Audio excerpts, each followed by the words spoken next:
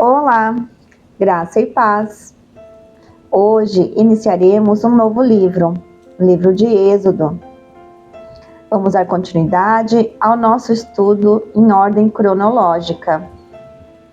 Êxodo é sobre libertação.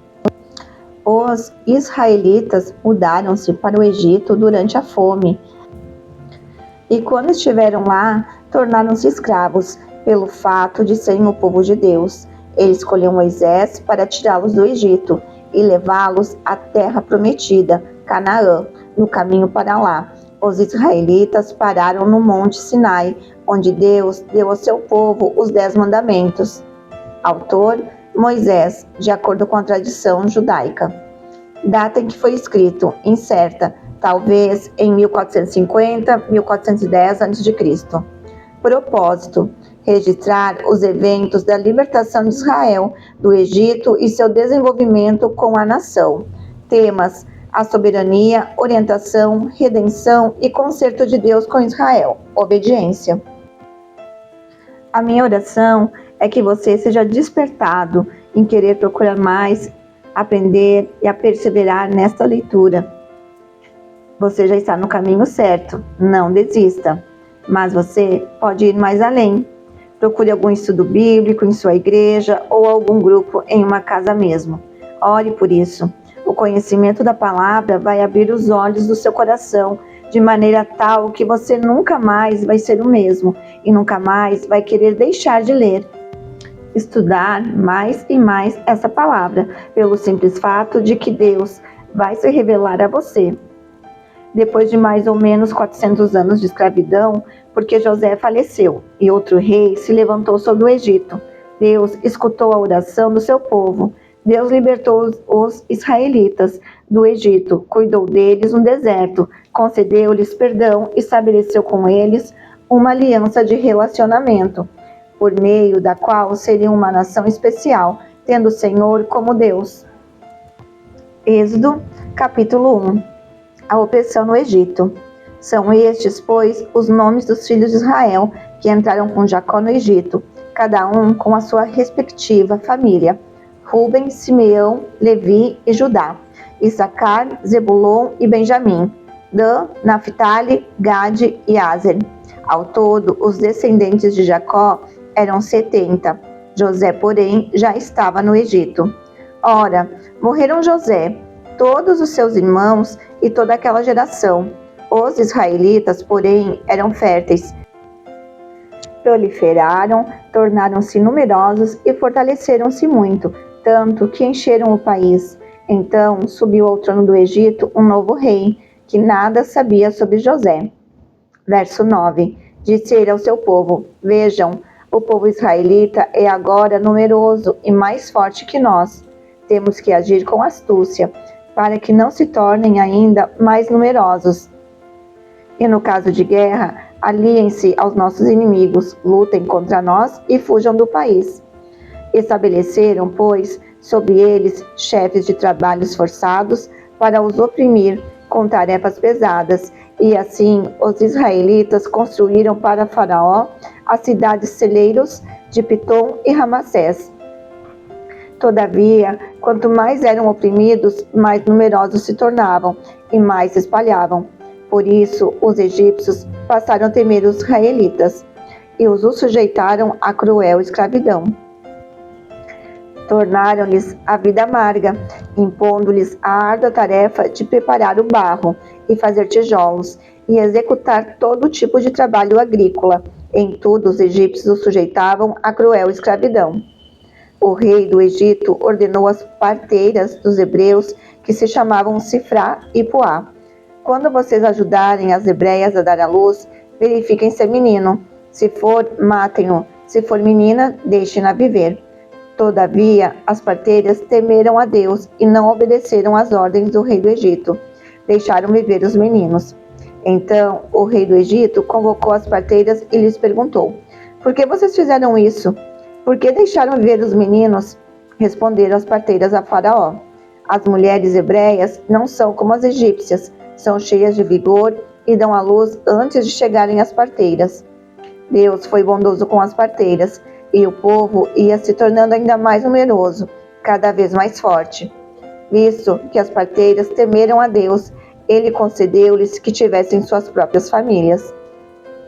Por isso, o faraó ordenou a todo o seu povo: lancem ao Nilo todo menino recém-nascido, mas deixem viver as meninas. Êxodo, capítulo 2. O nascimento de Moisés. Um homem da tribo de Levi casou-se com uma mulher da mesma tribo, e ela engravidou e deu à luz a um filho. Vendo que era bonito, ela o escondeu por 3 meses. Quando já não podia mais escondê-lo, pegou um cesto feito de junco e o vedou com piche e betume. Colocou nele o menino e deixou o cesto entre os juncos, à margem do Nilo. A irmã do menino ficou observando de longe para ver o que lhe aconteceria. A filha do faraó descera ao Nilo para tomar banho. Enquanto isso, as suas servas andavam pela margem do rio. Nisso, viu o cesto entre os juncos e mandou sua criada apanhá-lo. Ao abri-lo, viu um bebê chorando. Ficou com pena dele e disse: este menino é dos hebreus. Então, a irmã do menino aproximou-se e perguntou à filha do faraó: a senhora quer que eu vá chamar uma mulher dos hebreus para amamentar e criar o menino? Quero, respondeu ela. E a moça foi chamar a mãe do menino. Então, a filha do faraó disse à mulher: leve este menino e amamente-o para mim, e eu lhe pagarei por isso. A mulher levou o menino e o amamentou. Tendo o menino crescido, ela o levou à filha do faraó, que o adotou e lhe deu o nome de Moisés, dizendo: porque eu o tirei das águas.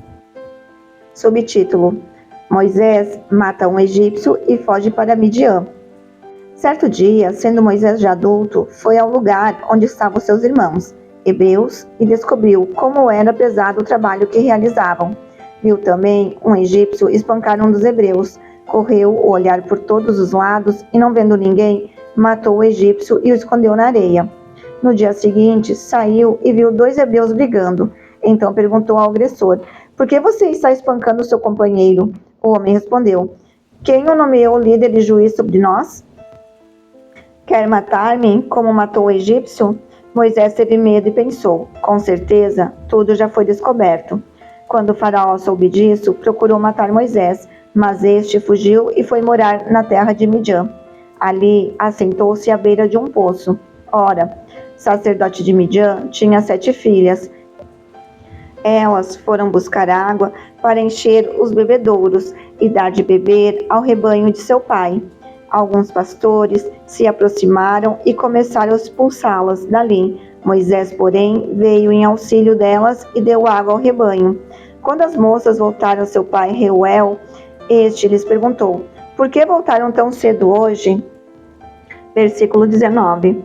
Elas responderam: um egípcio defendeu-nos dos pastores e ainda tirou água do poço para nós e deu de beber ao rebanho.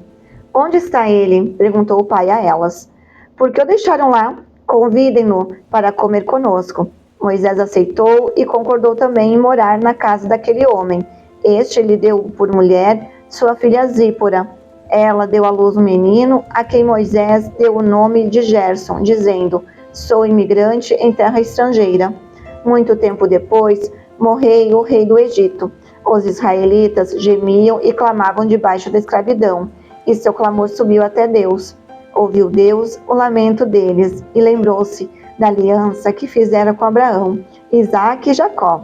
Deus olhou para os israelitas e viu a situação deles. Êxodo capítulo 3. Subtítulo: Moisés e a sarça em chamas. Moisés pastoreava o rebanho de seu sogro Jetro, que era sacerdote de Midian. Um dia levou o rebanho para o outro lado do deserto e chegou a Horebe, o monte de Deus. Ali o anjo do Senhor lhe apareceu numa chama de fogo que saía do meio de uma sarça. Moisés viu que, embora a sarça estivesse em chamas, não era consumida pelo fogo. Que impressionante, pensou. Por que a sarça não se queima? Vou ver isso de perto. O Senhor viu que ele se aproximava para observar. E então, no meio da sarça, Deus o chamou: Moisés, Moisés. Eis-me aqui, respondeu ele. Então disse Deus: não se aproxime, tire as sandálias dos pés, pois o lugar em que você está é terra santa. Disse ainda: eu sou o Deus do seu pai, o Deus de Abraão, o Deus de Isaque e o Deus de Jacó. Então Moisés cobriu o rosto, pois teve medo de olhar para Deus. Versículo 7. Disse o Senhor: de fato tenho visto a opressão sobre o meu povo no Egito. Tenho escutado o seu clamor por causa dos seus feitores e sei quanto eles estão sofrendo. Por isso, desci para livrá-los das mãos dos egípcios e tirá-los daqui para uma terra boa e vasta, onde há leite e mel, com fartura. A terra dos cananeus, dos hititas, dos amorreus, dos ferezeus, dos heveus e dos jebuseus. Pois agora o clamor dos israelitas chegou a mim, e tenho visto como os egípcios os oprimem. Vá, pois agora eu os envio ao faraó para tirar do Egito o meu povo, os israelitas. Moisés, porém, respondeu a Deus: quem sou eu para apresentar-me ao faraó e tirar os israelitas do Egito? Deus afirmou: eu estarei com você. Esta é a prova de que sou eu quem o envia. Quando você tirar o povo do Egito, vocês prestarão culto a Deus neste monte. Moisés perguntou: quando eu chegar diante dos israelitas, eles disseram: o Deus dos seus antepassados me enviou a vocês, e eles me perguntarem: qual é o nome dele? Que lhes direi? Disse Deus a Moisés: eu sou o que sou. É isso que você dirá aos israelitas: eu sou, me envio a vocês. Versículo 15. Disse também Deus a Moisés: diga aos israelitas: o Senhor, o Deus dos seus antepassados, o Deus de Abraão, o Deus de Isaque, o Deus de Jacó, enviou-me a vocês. Esse é o meu nome para sempre, nome pelo qual serei lembrado de geração em geração. Vá, reúna as autoridades de Israel e diga-lhes: o Senhor, o Deus dos seus antepassados, o Deus de Abraão, de Isaque e de Jacó, apareceu a mim e disse: eu virei em auxílio de vocês, pois vi o que lhes tem sido feito no Egito. Prometi tirá-los da opressão do Egito, para a terra dos cananeus, dos hititas, dos amorreus, dos ferezeus, dos heveus e dos jebuseus, terra onde há leite e mel com fartura. As autoridades de Israel o atenderão. Depois você irá com elas ao rei do Egito e lhe dirá: o Senhor, o Deus dos hebreus, veio ao nosso encontro. Agora deixe-me nos fazer uma caminhada de 3 dias, adentrando o deserto, para oferecermos sacrifícios ao Senhor, o nosso Deus.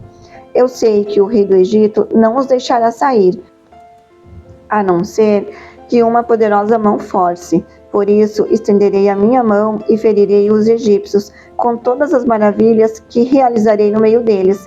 Depois disso, ele os deixará sair. E farei que os egípcios tenham boa vontade para com o povo, de modo que, quando vocês saírem, não sairão de mãos vazias.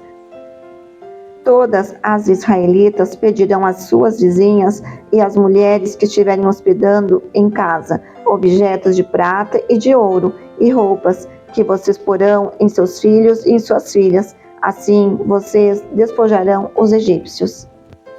Estudo de hoje, Êxodo, capítulo 2, versos 1 ao 3. A mãe de Moisés assumiu um grande risco ao colocá-lo naquele cesto. Qualquer coisa poderia ter acontecido, mas ela confiou na bondade de Deus para cuidar. O Senhor usou o ato de coragem dela para começar o plano de salvação de seu povo do Egito. Deus pode executar seu plano para nossas vidas com apenas um pouco de fé da nossa parte.